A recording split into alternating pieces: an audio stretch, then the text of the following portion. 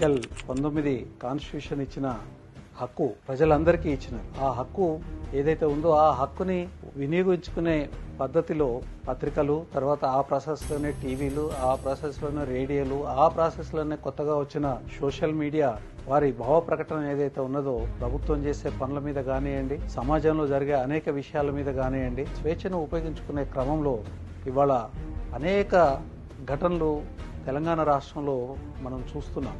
ఇద్దరు సోదరిమణులు ఏం చేశారంటే ఒక ప్లేస్కి వెళ్ళేసి వాళ్ళు సోషల్ మీడియాకి సంబంధించిన వాళ్ళే try to cover the news అన్నమాట. అక్కడ కూడా ఒక ఇన్సిడెంట్ జరిగింది. సో ఏంటి అంటే వాళ్ళ యొక్క స్ట్రెంగ్త్ని కానీ వాళ్ళ యొక్క మనోబలాన్ని దెబ్బతీసే ప్రయత్నాలు జరుగుతున్నాయి. అంటే బీయింగ్ సోషల్ మీడియాలో వీళ్ళు ఇప్పుడు ఎంతవరకు వెళ్ళిందంటే సోషల్ మీడియా నవ్ డేస్ అసలు వాళ్ళు కంప్లీట్గా వాళ్ళు మీడియానే బీట్ చేసేసారు. మీడియాని బీట్ చేసి ఎంత ఈజీ అయిపోయిందంటే ఒక కామన్ మ్యాన్కి చాలా ఈజీగా సోషల్ మీడియా ప్లాట్ఫామ్ ద్వారా ఎన్నో వేల మందికి, లక్షల మందికి న్యూస్ చేరబడుతుంది ఇప్పుడు. సో అది జరగకుండా ఆపడానికి చాలా ప్రయత్నాలు జరుగుతున్నాయి. మీరు రూల్ బ్రేక్ చేస్తుంటే తప్ప పోలీసులు మిమ్మల్ని అరెస్ట్ చేసే రైట్ ఏ పోలీస్ అధికారికి లేదు.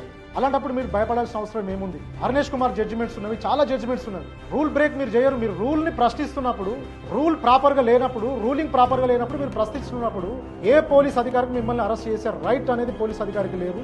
ఒకవేళ అరెస్ట్ చేస్తే చట్టం మీకుంది, రక్షణగా చట్టం మిమ్మల్ని రక్షిస్తుంది. భారతదేశంలో చట్టాలు పటిష్టంగా రూపుదిద్దుకోవడం. అధికారంలో ఉండే రాజకీయ నాయకుడి నుంచి ఒక హుకుం వస్తే పోలీసులు యూనిఫామ్ లేకుండానే రాత్రికి రాత్రి వచ్చి ముందు ఎత్తుకొని పోయి పోలీస్ స్టేషన్లో పెట్టుకొని పోయి ఫస్ట్ వాళ్ళు చేసే పని నీ ఫోన్ గుంజుకుంటారు. అది తప్పు.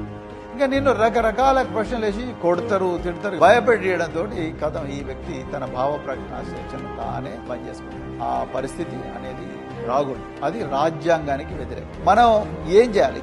పోలీస్ వ్యవస్థతోని గొడవ పెట్టుకోవడం కాదు, మన హక్కు గురించి చెప్పాలి. మీ హక్కు గురించి మీరు మాకు చట్టబద్ధంగా మీరు మాకు ఓన్లీ నోటీస్ ఇవ్వాలి. ఎందుకనంటే ఇది 7 సంవత్సరాల లోపు శిక్ష ఉన్న అలిగేషన్ కాబట్టి, అంటే నింద ఏదైతే మోపుతున్నారో దానికి 7 సంవత్సరాల కన్నా తక్కువ శిక్ష ఉన్నది కాబట్టి మీరు ఖచ్చితంగా మాకు నోటీస్ ఇవ్వాలని చెప్పాలి.